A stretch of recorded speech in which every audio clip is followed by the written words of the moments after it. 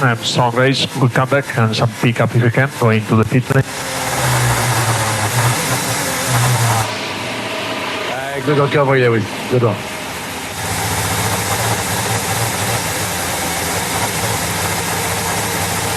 Awesome job out there. Yep. Sorry about this weekend, guys. Losing you points. I'll work harder to come back strong in the next race. Great job in the strategy and this up. Hey, you made it work. What if I told you that a simple phrase by Hamilton could have sealed Ferrari's fate in 2025? What seemed like a tantrum of the 7-time champion was actually an internal alarm signal on the SF25 and the very future of the Maranello project. The final scene of the 2025 Belgian Grand Prix seemed to have ended for Lewis Hamilton with a decent comeback, advancing from the 18th place to the 7th place in Spa-Francorchamps. But as soon as he crossed the finish line, which seemed like a superficial calm broke out in one of the most shocking radios of the year. What he said not only revealed his frustration, but also a structural crack in the Ferrari project. His first comment, "We left to the table, guys," was a direct complaint towards the strategy. A brief phrase but devastating. It implied that the team had not maximized its potential, which instead of fighting for the fat points had formed. It was more than a criticism, it was a sign that from within Hamilton perceives a team that still does not dare to assume real risks or that has no clarity in its key decisions during the race. The second point of his message was even more technical.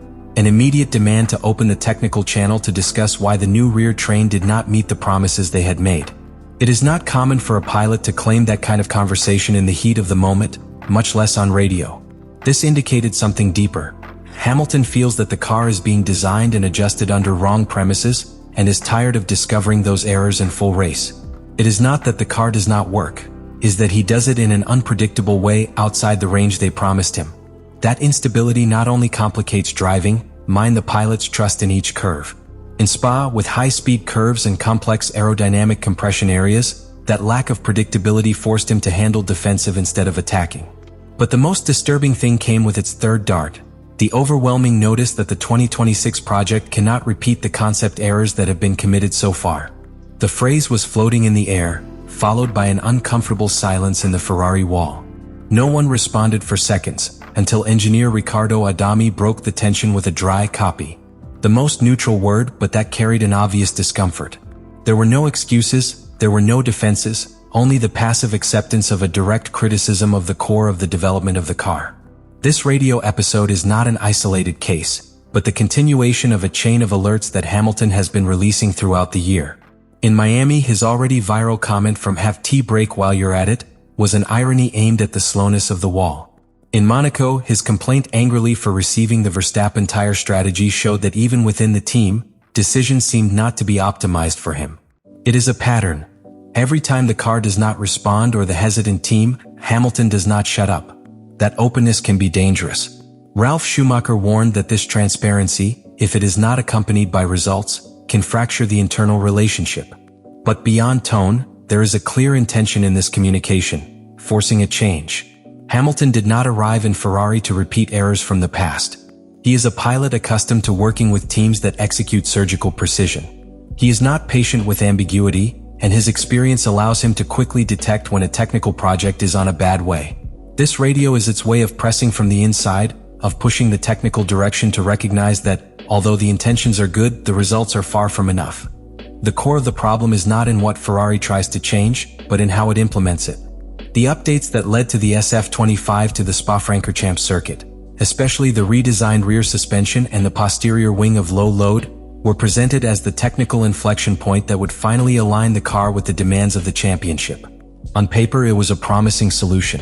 The new design expanded the operational range of the vertical suspension, allowing a gain of -10mm to +10mm, which would theoretically help the car work more stable in different filming heights, reducing the sensitivity to the so-called ride height. That gain should translate into something tangible, to be able to roll lower without destroying the plank, conserve aerodynamic integrity and win traction at the exit of slow curves, a weakness that Ferrari has dragged for more than 3 consecutive seasons. But the theory and practice rarely align when there is no deep validation process, and this is where structural disconnection becomes evident. Because despite the simulated data, On track, the new rear train not only did not offer the promised stability, but also introduced a new problem, a significant increase in the non-suspended mass. This detail, which may seem technical, has enormous implications.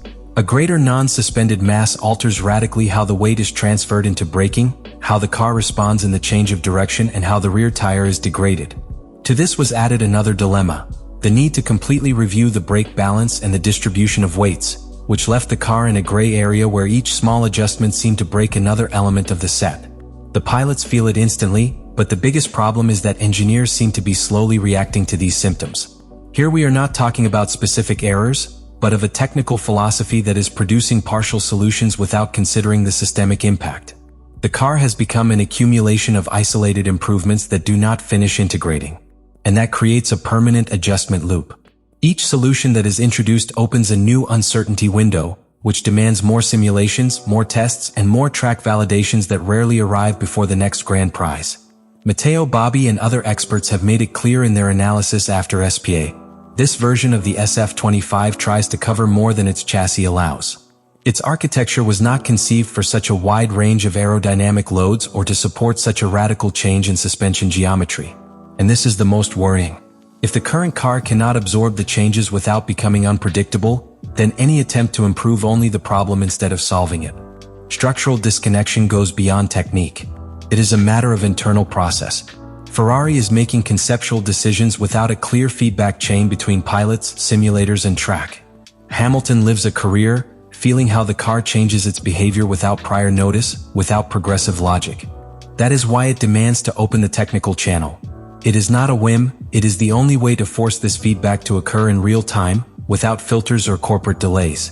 All this is generating an environment where neither pilots nor engineers feel aligned, where Hamilton and Leclerc's talent is wasted in internal fights to find a basic configuration that works. The technical trust, which is the foundation of any winning team, is eroded. And meanwhile, McLaren and Red Bull do not expect. They keep moving forward. Ferrari, on the other hand, continues to fight against his own shadow. Ferrari's problem does not end in technical aspects, but extends to the heart of the team, his internal cohesion. What we are seeing in 2025, especially after the Belgian Grand Prix, is the reflection of a Cold War that is fought inside doors. Radio Hamilton's tone not only delays discontent, but also a fracture in confidence between pilot and engineers. And when that connection is broken, no technical development is sufficient to sustain a competitive project. The box's wall is silent when Hamilton launches its warning on Project 2026, and that silence says more than 1,000 words. There is no answer because there is no alignment. There is no technical voice with sufficient authority to respond immediately. What there is uncertainty, doubt, and above all, a lack of clear leadership. And in that context, the internal war is not between people, but between visions. Hamilton represents a clear vision, that of a structured project with long-term goals, with technical decisions validated by data, not by political urgencies. But for that to work, it needs the whole team to support it. Otherwise, what today is only a shocking radio could be transformed at the beginning of a deeper crisis. Because when the talent stops trusting the system that surrounds it, the following in braking is not the car, it is the willingness to continue pushing. And without that, no team can aspire to the championship. Ferrari, today more than ever, has to decide what he wants to be. And you have to decide now. Lewis Hamilton's radio after the Belgian Grand Prix is not just another fragment of the usual drama of Formula One. It is, in essence, a declaration of principles. A sign that something structural is broken inside Ferrari. Because when a pilot of his size, with 7 titles in tow, raises the tone that way, does not do so by whim. He does it because he feels that time runs out. He does it because he understands that Ferrari's present is no longer enough to build a competitive future. And above all, he does it because he wants to make it clear that he has not come to Maranello to be a decorative figure or a name to sell shirts. The question that leaves that radio floats beyond the result of a race. It goes beyond a poorly executed strategy or an update that did not give up. The real question is Ferrari prepared to hold the weight of a champion like Hamilton? Because if the answer is no, then the real problem is not on the track, but in the foundations of the team. The message that Luis Lanza is not only aimed at its engineers or those responsible for the car. It is a cry towards the entire structure, from the design team to the technical direction offices. It is a warning that continuing to do the same will inevitably lead to the same failures. And that is where the viewer enters. Because those who have followed this sport for years, who understand the symbolic weight of a pilot like Hamilton wrapped in red, know that these signs cannot be ignored. Every word that says, every tone that uses, each tense pause by radio, builds a narrative that can define not only its relationship with Ferrari, but the destination of the team. How long can this tension be sustained without an internal fracture? How many more times can Hamilton contain its frustration before trust is broken definitively? Therefore, now it's your turn. Do you agree with what Hamilton said? Is this radio a leadership tool?